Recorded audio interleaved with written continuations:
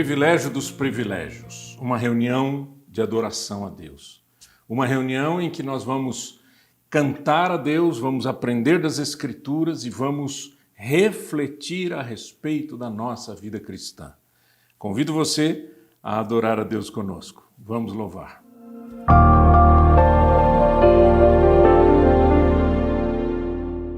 Seja bem-vindo à Igreja Trinity. É um privilégio estar aqui novamente contigo, para que a gente possa exaltar o nome de Jesus Cristo. Nossa ideia de reunião, nossa ideia de culto ao Senhor é sempre Jesus Cristo o foco, é sempre Jesus Cristo a essência de tudo. E que possamos juntos louvar o nome de Jesus Cristo nesse momento.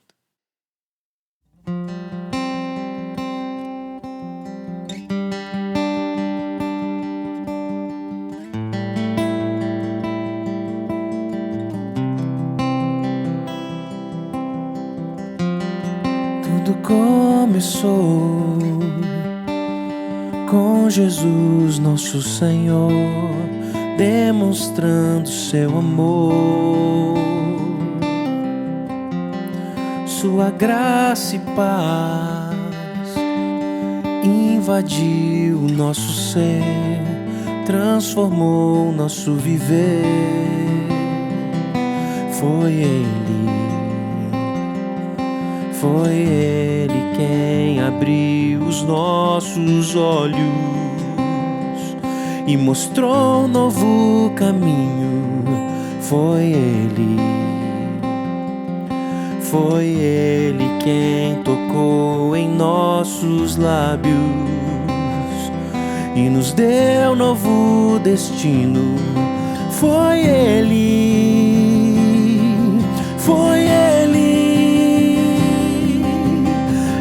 Jesus, dono de tudo que existe, foi Jesus quem nos salvou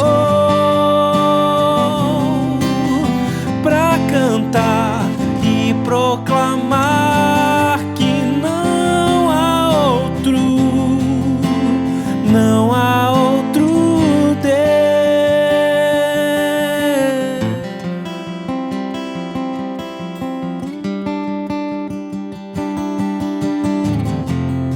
Ele nos uniu, um só corpo, coração, pra cumprir sua missão.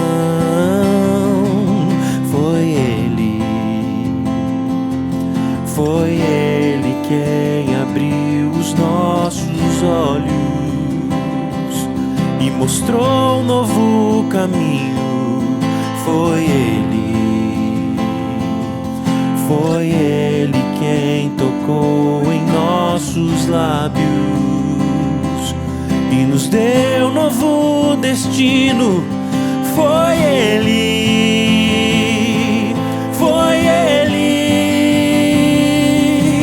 É Jesus, dono de tudo que existe. Foi Jesus quem nos salvou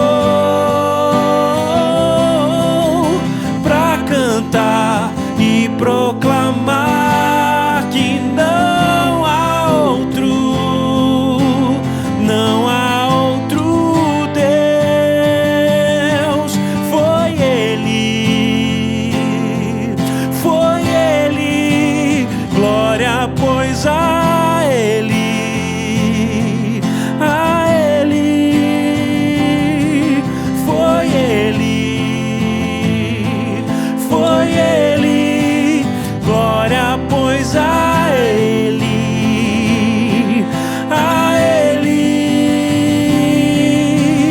é Jesus, dono de tudo que existe. Foi Jesus quem nos salvou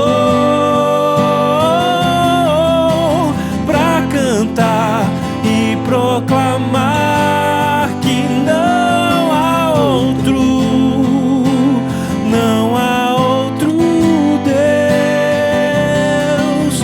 É Jesus, dono de tudo que existe.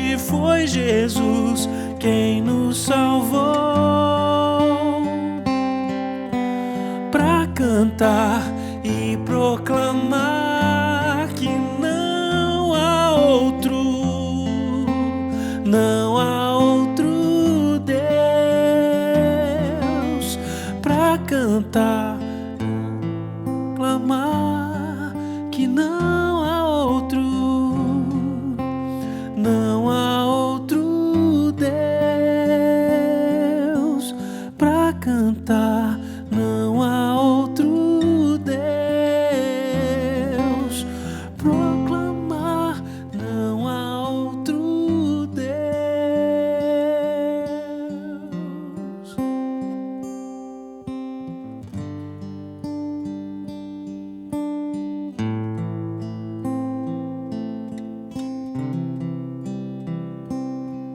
Tu és, Jesus, o princípio, o meio, o fim. Tu és tudo. E foi por causa do Senhor, é por causa do Senhor que nós estamos aqui, Jesus, te louvando, te exaltando, te buscando, com os nossos corações contritos, quebrantados, entendendo que o Senhor é o motivo, o Senhor é a razão, o Senhor é o centro. E é por causa de Jesus que nós estamos aqui, de pé. Não há outro Deus, aleluia, aleluia.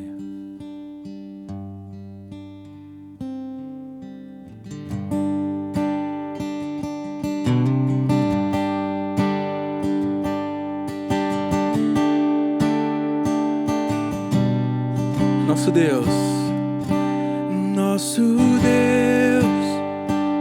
o único Deus que sustenta o universo, Deus da criação.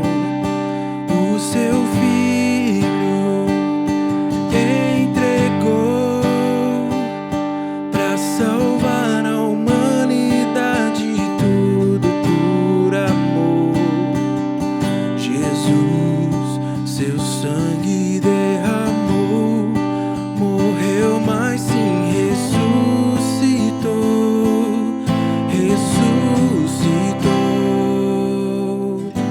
Nós adoramos ao Cordeiro que morreu por nossos pecados. Tão lindo, tão puro, Jesus, o Rei que habita hoje em nós. Foi pelos homens rejeitado, mas por Deus foi exaltado. Tão lindo, tão vivo, Jesus, o Rei que habita hoje em nós.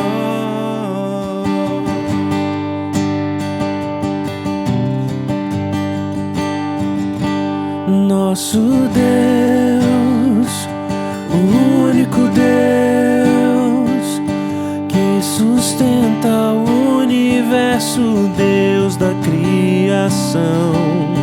O seu Filho entregou para salvar a humanidade, tudo por amor.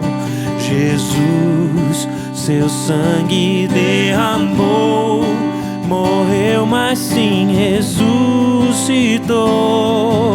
Ressuscitou. Nós adoramos ao Cordeiro que morreu por nossos pecados. Tão lindo, tão puro, Jesus, o Rei que habita hoje em nós. Foi pelos homens rejeitado, mas por Deus foi exaltado. Tão lindo,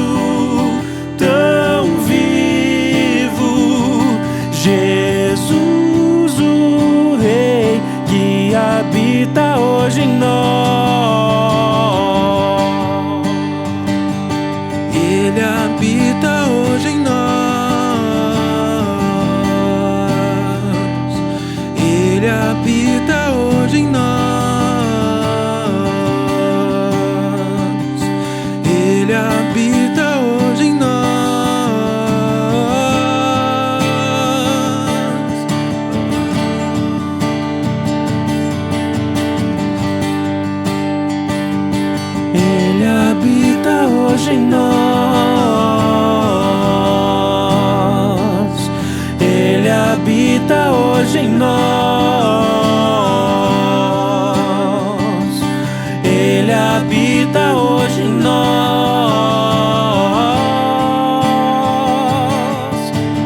Oh, nós adoramos ao Cordeiro que morreu por nossos pecados.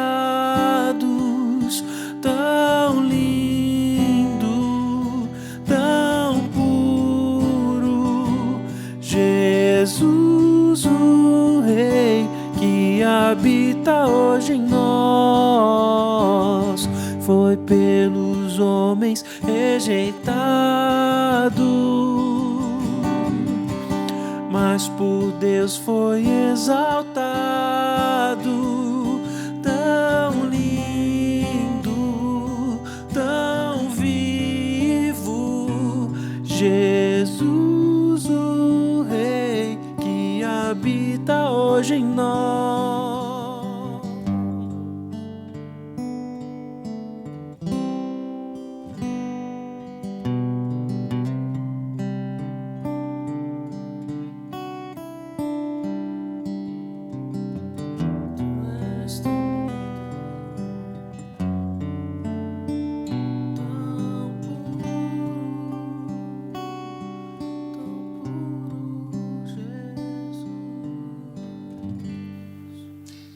A maior força que existe na face da terra é o amor. E eu quero falar sobre isso usando um texto de Filipenses capítulo 1, a partir do versículo 3 até o versículo 11. Nós vamos ler na tradução, na nova tradução da linguagem de hoje, nova versão, né? Então vamos lá, versículo 3. Sempre que penso em vocês, eu agradeço ao meu Deus. E todas as vezes que oro em favor de vocês, oro com alegria, por causa da maneira como vocês me ajudaram no trabalho de anunciar o Evangelho, desde o primeiro dia até hoje. Pois eu estou certo de que Deus, que começou esse bom trabalho na vida de vocês, vai continuá-lo até que ele esteja completo no dia de Cristo Jesus. Vocês estão sempre no meu coração. E é justo que eu me sinta assim a respeito de vocês, pois vocês têm participado comigo desse privilégio que Deus me deu. É isso que vocês estão fazendo agora que eu estou na cadeia, e foi o mesmo que fizeram quando eu estava livre para defender e anunciar com firmeza o Evangelho. Deus é testemunha de que eu estou dizendo a verdade quando afirmo que o meu grande amor por todos vocês vem do próprio coração de Cristo Jesus. O que eu peço a Deus é que o amor de vocês cresça cada vez mais e que tenham sabedoria e um entendimento completo, a fim de que saibam escolher o melhor. Assim, no dia da vinda de Cristo, vocês estarão livres de toda impureza e de qualquer culpa. A vida de vocês estará cheia a vida de vocês estará cheia das boas qualidades que só Jesus Cristo pode produzir para a glória e louvor de Deus. Vamos orar. Pai, obrigado, Senhor, pela Tua palavra. Obrigado porque podemos estudá-la, podemos ouvir a Tua voz, o Teu Espírito Santo, através dos escritos de Paulo, nesse caso, aos Filipenses. Senhor, abençoa cada vida em nome de Jesus. Amém e amém. Interessante esse texto porque o livro de Filipenses é um livro de gratidão. Paulo está agradecendo a esses irmãos, essas irmãs, por conta de um apoio que fizeram a ele. Se você perceber isso no capítulo, lá no finalzinho do livro, você vai perceber isso com muito mais força, quando ele diz, vocês me ajudaram, vocês me apoiaram, vocês estavam comigo. Mas aqui no capítulo 1 ele já fala sobre isso. E eu quero destacar alguns princípios aqui, mas eu quero que fique na nossa mente uma frase, que é do capítulo 1, verso 7, a primeira frase que aparece nessa tradução diz assim, vocês estão sempre no meu coração. Vocês estão sempre no meu coração. Mas eu não quero pensar só no apóstolo Paulo, seu trabalho missionário, a igreja de Filipos ajudando a esse missionário. Eu quero pensar na minha vida e na sua vida. Eu quero pensar em como que a gente pode ter essas características do amor e essa força do amor invadir a nossa alma, invadir o nosso coração, invadir os nossos relacionamentos. Né? Será que você, marido, que está me ouvindo, você pode dizer isso da sua esposa? Ela está sempre no meu coração. Mulher, você pode dizer isso do seu marido? Ele está sempre no meu coração. Meus filhos sempre no meu coração. Meus netos sempre no meu coração. As pessoas ao meu redor, os meus amigos, as pessoas queridas, vocês estão sempre no meu coração. Perceba a força dessas palavras, porque o que Paulo está aplicando aqui é que essas palavras nascem ou nasceram de um amor intenso, de um amor verdadeiro. O amor é o motor da vida, não tem jeito. O amor é que faz com que a gente vença todas as nossas batalhas. Né? Em 2 Coríntios capítulo 5, versículo 14, diz assim: porque somos dominados pelo amor que Cristo tem por nós. Uma outra tradução diz: o amor de Cristo nos constrange, né? O amor de Cristo nos constrange. Pois reconhecemos que um homem, Jesus Cristo, morreu por todos, o que quer dizer que todos tomam parte na sua morte. Ele morreu por todos para que os que vivem não vivam mais para si mesmos, mas vivam para aquele que morreu e foi ressuscitado para a salvação deles. Há anos eu venho pensando sobre a essência de uma igreja cristã. Eu tenho pensado muito sobre isso e tenho meditado muito sobre isso. Eu tenho meditado sobre o que é que nós, seres humanos, fizemos com essa comunidade que deveria ser uma comunidade de amor e muitas vezes é apenas uma associação, um agrupamento de pessoas com interesses parecidos. Né? Isso não é igreja. A igreja não é uma associação, não é um grupo, não é um time, não é uma tribo. Igreja é uma comunidade de amor. Pelo menos teoricamente é isso que deve ser. Né? E a partir de quem? A partir de Cristo. Então, quando o apóstolo Paulo diz, olha, Cristo morreu, consequentemente nós morremos com ele, então nós não vivemos mais para nós. Amor, não existe amor sem dádiva, sem solidariedade, sem altruísmo. Não existe amor para mim, ou o amor que satisfaz os meus interesses. O amor não satisfaz os meus interesses. O amor é uma expressão de bondade àqueles que necessitam e àqueles que estão ao meu redor.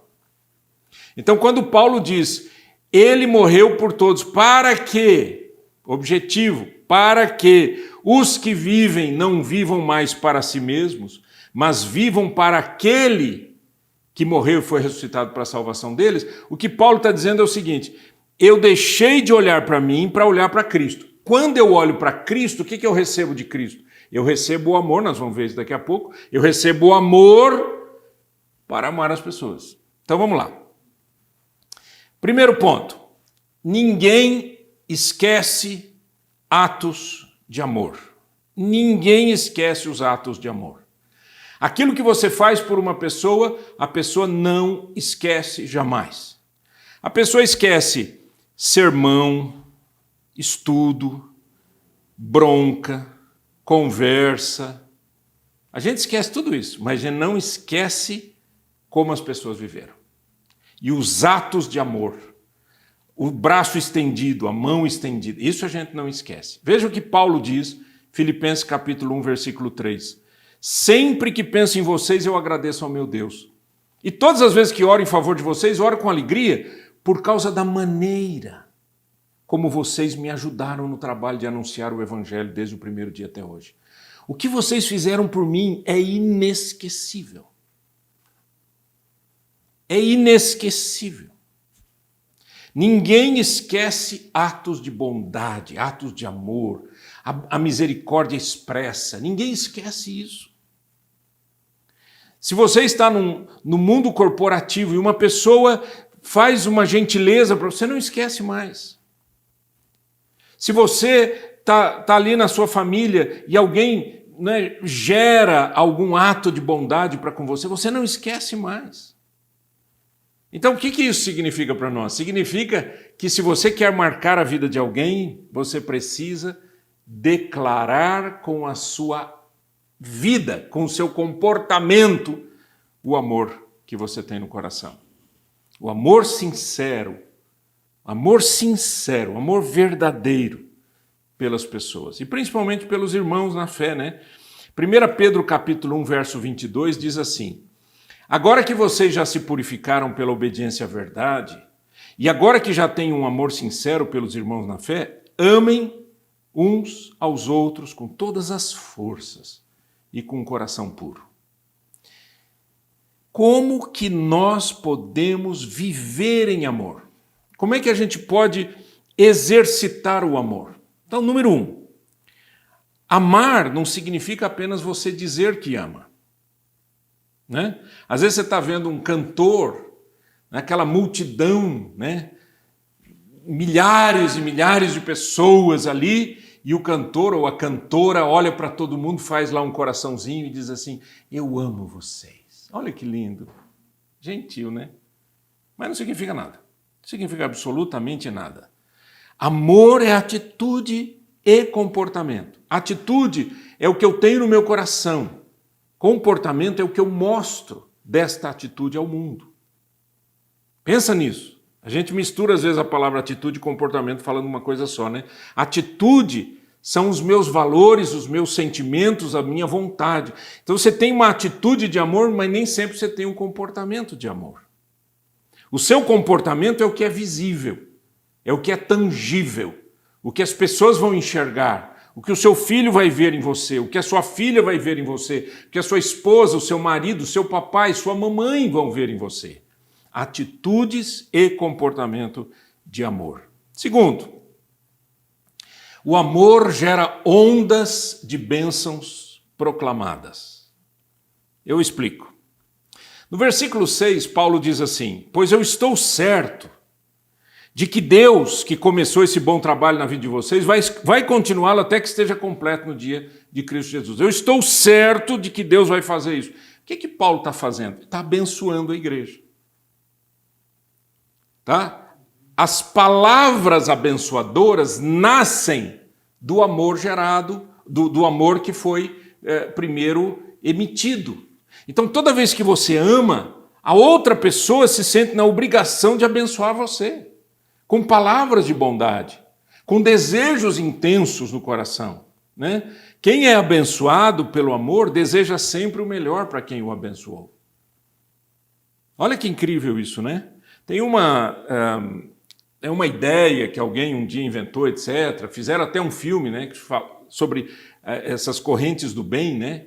Correntes do bem é assim: eu faço o bem para você, você nem me conhece, e aí a pessoa vem me agradecer, eu digo assim: não, por favor, faça para alguém também. E aí o outro faz, o outro faz, o outro faz, o outro faz, o outro faz. Se a gente fizesse isso constantemente, as pessoas seriam marcadas por essa atitude de amor e geraria dentro delas a vontade de dizer coisa boa. Você já percebeu como tem um monte de gente que só fala coisa ruim o dia inteiro? A pessoa acorda de manhã e já reclama que tem que trabalhar. Aí depois ela vai trabalhar e diz assim: ai, eu não suporto meu chefe, gente, não suporto essa pessoa. Aí passa não sei quem: esse cliente, lá vem ele. Puxa, não dá para você atender não, porque eu não suporto mais esse cara. E a pessoa vai vivendo num amargor o tempo todo.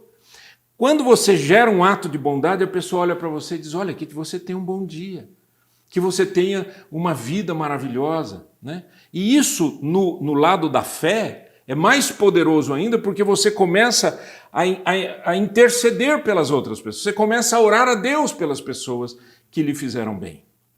Então pense nisso, o amor gera essas ondas de bênçãos. Né?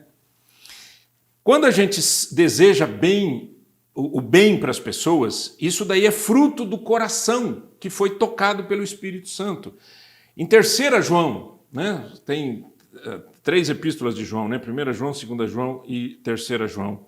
A gente diz 3 João 2, porque já quer dizer que só está em um capítulo, mas é 1, 2, né? Diz assim, meu querido amigo, ele está falando de Gaio, meu querido amigo, tenho pedido a Deus que você vá bem em tudo e que esteja com boa saúde, assim como está bem espiritualmente.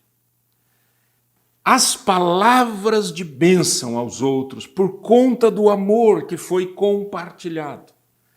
Palavras de bênção por conta de vidas que foram tocadas pelo Espírito de Deus. Eu vejo muita gente que diz assim, eu gostaria muito de transformar as pessoas, ajudar a transformar esse mundo. Você quer fazer isso? Comece a amar e a falar bem das pessoas. Comece a amar com atos de bondade, que sejam tangíveis, que sejam reais, que não tenham interesses por detrás. Né? Por exemplo, vou falar aqui de um aspecto cristão interno das igrejas. Quando a gente fala em dízimo e oferta, as pessoas pensam em dinheiro, mas está errado. Quando você fala em dízimo e oferta, você está falando em expressões de amor a Deus. Então, se alguém chegar para você e falar assim, dê essa oferta, porque se você der essa oferta, Deus vai te abençoar, está errado. Por que está errado? Porque Deus não faz troca, Deus é amor. Ele não precisa de você fazer alguma coisa para Ele te amar, Ele te ama. Se você der, se você não der, não vai mudar absolutamente nada. Não, mas são sementes que nós proclamamos, que não sei o quê. E o povo vai inventando um monte de coisa que engana as pessoas e as pessoas depois elas travam. Travam. Simplesmente dizem, agora eu não quero mais saber de nada, joga tudo no lixo. Aí vai o bebê junto com a água, como a gente chama, né? Da banheira, né? Está errado. Então, aprenda princípios. O porquê das coisas. Dízimos são bíblicos? São. Ofertas são bíblicos? São. Por conta do quê? Por conta do amor. Puramente isso, amor a Deus. Terceiro, o amor produz verdadeiras parcerias na obra de Deus. Paulo disse no versículo 7, vocês estão sempre no meu coração, e é justo que eu me sinta assim a respeito de vocês, pois vocês têm participado comigo desse privilégio que Deus me deu. Qual é o privilégio que Deus deu para Paulo? De ser um missionário, de proclamar a verdade, de anunciar o evangelho ao mundo. Mas quem estava aqui por detrás? A igreja de Filipos. Quando eu fui como missionário com a minha família para o Canadá, né, e a gente foi como missionário, eu fui convidado por uma organização cristã, né, para desenvolver um projeto ali, depois tinha uma igreja precisando de ajuda, e aí vai uma coisa em cima da outra e a gente vai servindo ao Senhor. Mas quando eu saí daqui, uma das pessoas que mais me abençoou para a gente poder sair daqui foi meu irmão, que me ama e que sabia que aquela oferta que ele estava dando mensalmente seria para a obra de Deus. Ele não estava fazendo isso só para o irmão dele, ele estava fazendo isso para a obra de Deus. Eu já disse isso particularmente para ele, agradeci muitas vezes, mas isso aqui é uma coisa interessante, o amor produz parcerias na obra. A gente, além de ter o amor de irmão carnal, irmão de sangue, a gente tem o amor cristão, porque somos cristãos, mas a gente também tem o amor gerado por uma parceria, por uma cooperação na obra. E você se sente cooperador. Então ele trabalhava aqui no Brasil, a oferta dele chegava para mim lá, ajudava a compor o meu salário, né, a minha possibilidade de sustento, e eu desenvolvia ministério, evangelizava pessoas, discipulava pessoas, ajudava na obra de Deus, e ele aqui estava sendo meu parceiro. Isso a gente tem que entender. A coisa não é mecânica, é um relacionamento. Existe uma integração, existe uma conexão, né, entre o dar, o receber e o dar. E Deus recompensa os generosos. Eu gosto muito desse texto que eu vou ler para vocês aqui.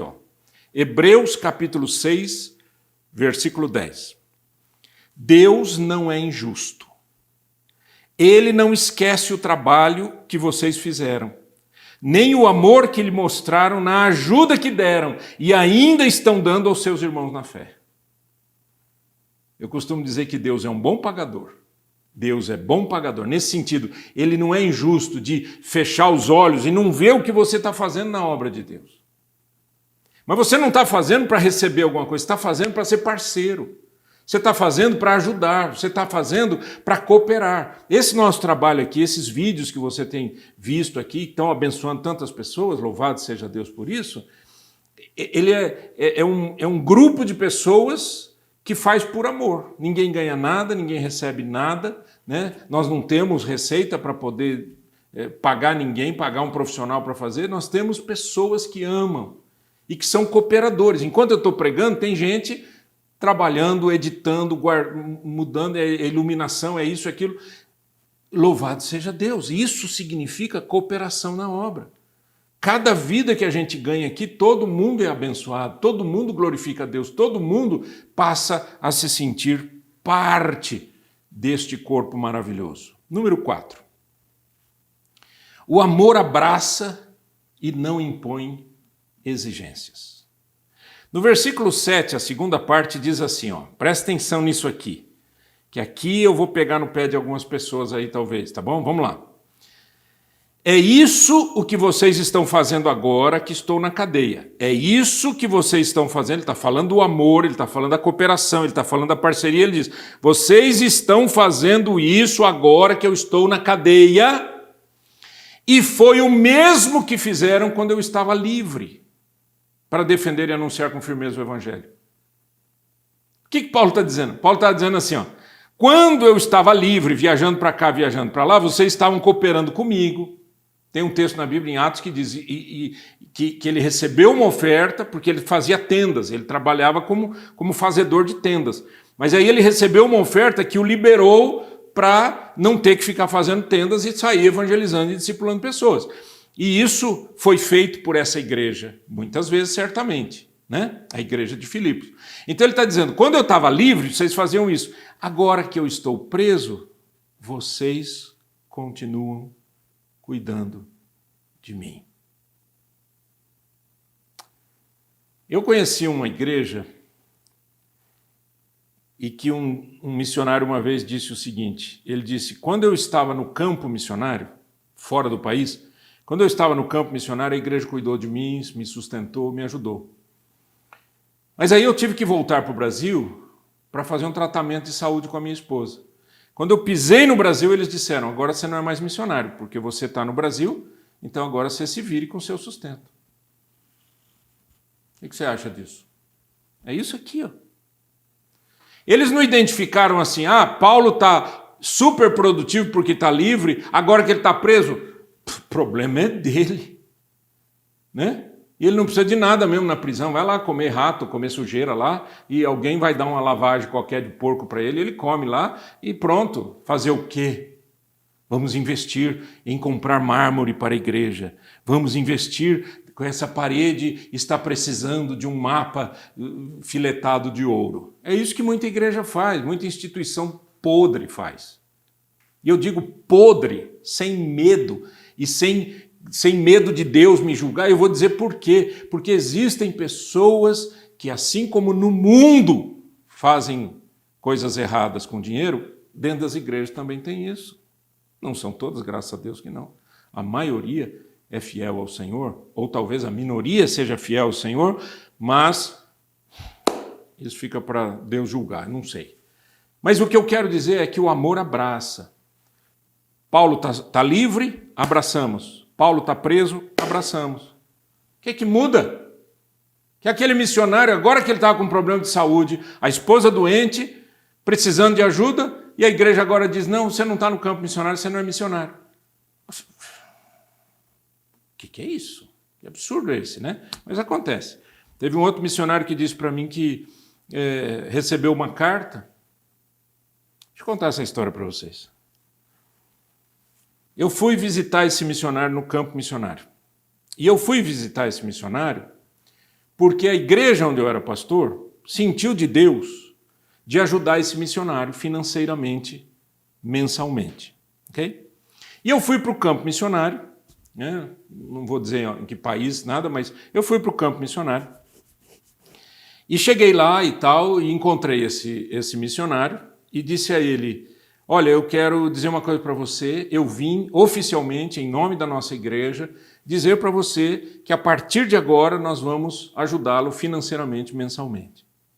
Ele olhou para mim, emocionadíssimo, e disse assim: eu recebi uma carta da minha igreja local lá do Brasil, exatamente agora dizendo que eles não iam mais me sustentar, porque eles estavam com algumas situações lá que eles tinham que fazer uma reforma no templo, então eles não iam ter dinheiro para mandar para mim. Porque a reforma do templo é mais importante do que sustentar uma pessoa, né, gente? Fala a verdade, não é verdade? Né? Missionário lá pode morrer de fome, não tem problema. Isso, agora, eu não posso ficar sem uma parede bonita, né? Não, tem um buraco aqui, tá bom, tapa o buraco, mas não precisa botar mármore aqui, né? O mundo está doido, o mundo está doido. Então vamos lá, amor é dádiva. E como tal, quando exercido, não pertence mais à pessoa que ama.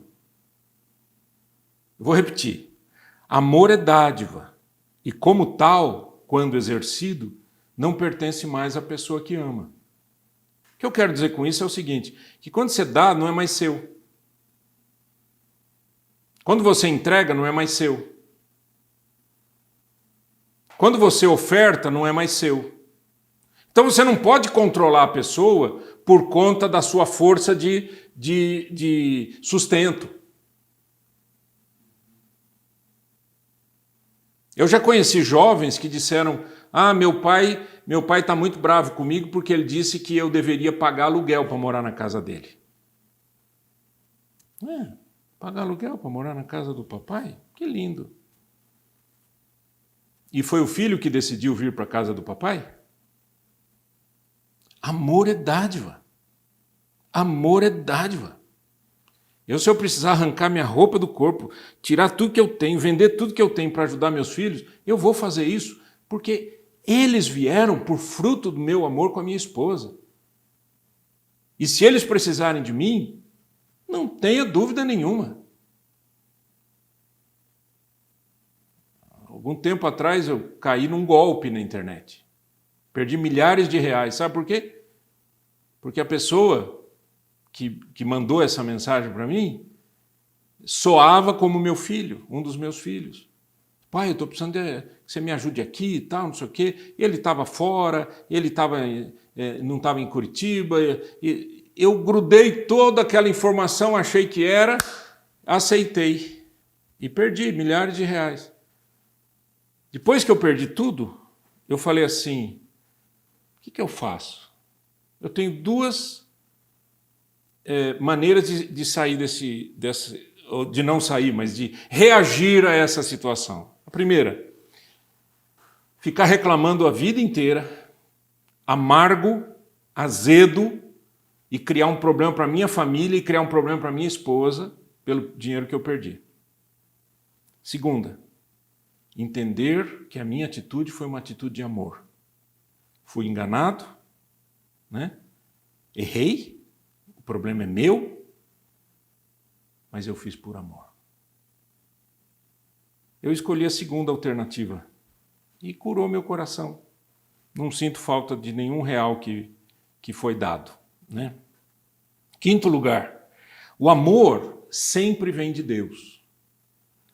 Verso 8 diz assim, nós estamos em Filipenses 1, né? Verso 8 diz: Deus é testemunha de que estou dizendo a verdade quando afirmo que o meu grande amor por todos vocês vem do próprio coração de Cristo Jesus. 1 João 4,8 diz o quê? Quem não ama, não o conhece, pois Deus é amor. A fonte do amor é o próprio Deus. Deus não tem amor, ele não age por amor. Deus não vai em algum lugar buscar um certo amor para poder me amar. A natureza de Deus é amor. Deus é o próprio amor. O amor verdadeiro está em Deus. Então, quando eu amo, eu estou expressando aquilo que nasceu do coração do próprio Deus. Nunca esqueça isso. Você quer agradar a Deus, mas não ama. Você quer agradar a Deus e trata seus filhos como se fossem escravos. Você quer agradar a Deus e trata a sua esposa ou seu marido como se fossem pessoas, né, bandidas, criminosas. Meu Deus, o que nós estamos fazendo? Sexto ponto. O amor deve crescer e dar mais e mais frutos.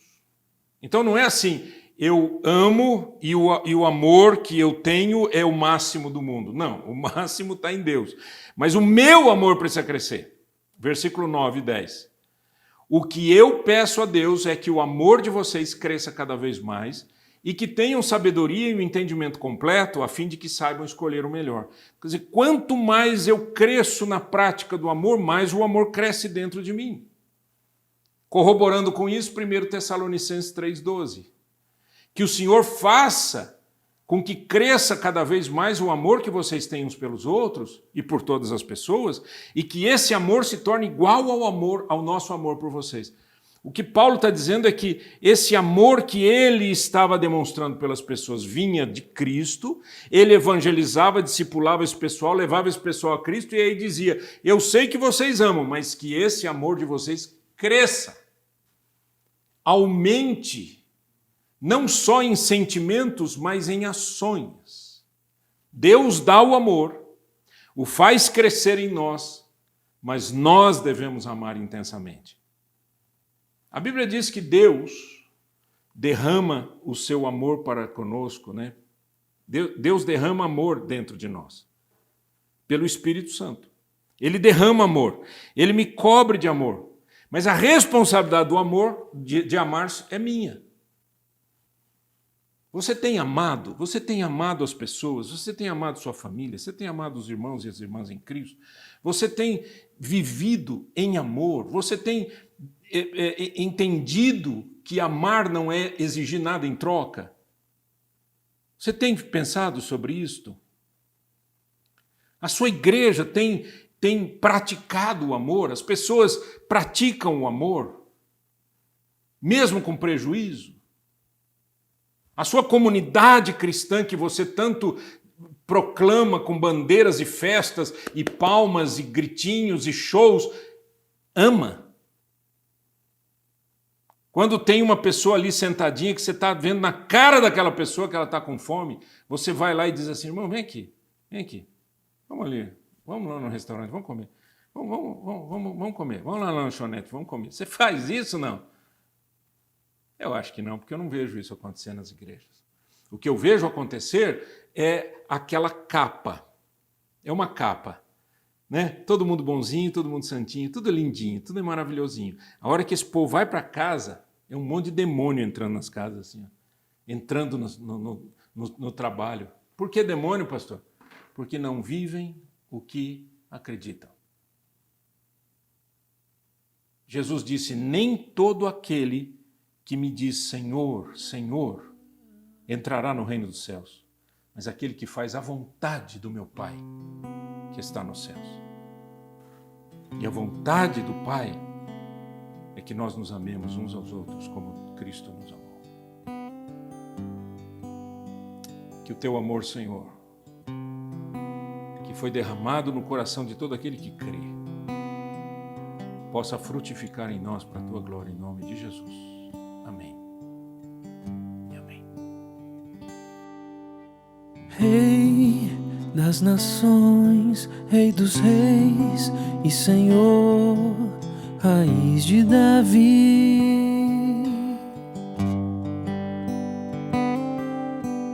todo poderoso, Deus conosco, é o Verbo, o justo juiz.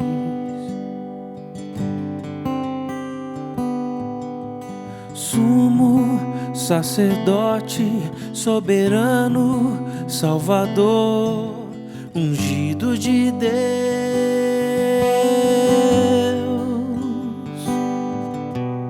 Consolador, o mediador que nos leva ao Pai.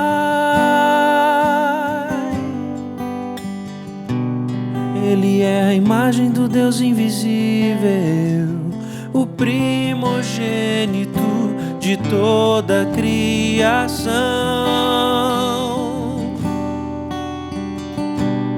Ele é o Messias, Filho prometido, início, meio e fim, Cordeiro e o leão. Jesus é Deus, Jesus é Deus.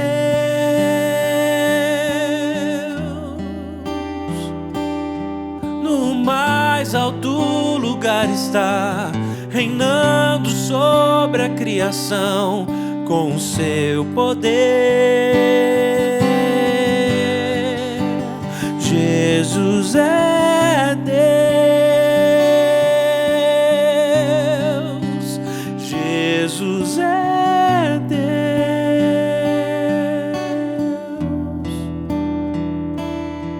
E todos hão de contemplar, sua glória resplandecerá. Jesus é Deus.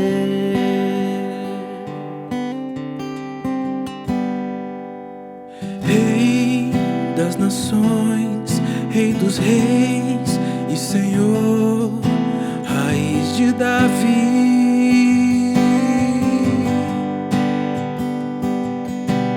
Todo poderoso, Deus conosco, é o Verbo, o justo juiz. Sumo sacerdote, soberano, Salvador, ungido de Deus.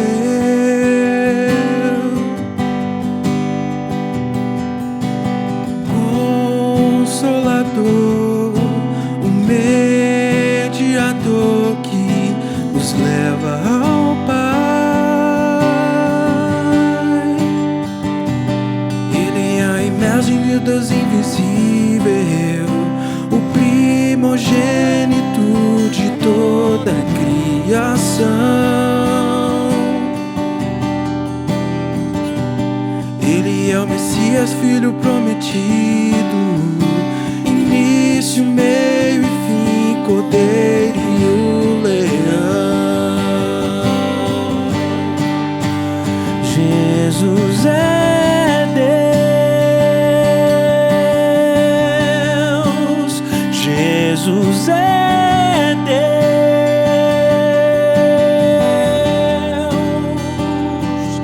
No mais alto lugar está, reinando sobre a criação com o seu poder. Jesus é Deus, Jesus é Deus.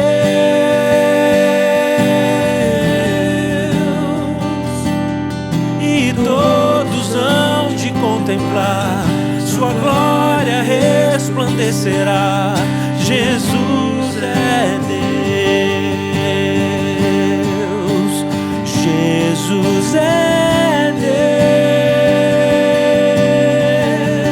Deus, Jesus é Deus.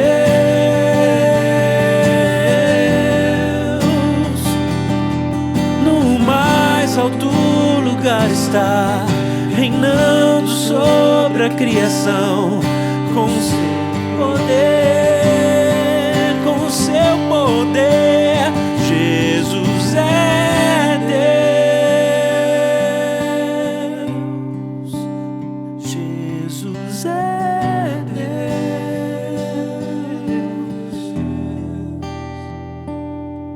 E todos hão de contemplar, sua glória resplandecerá.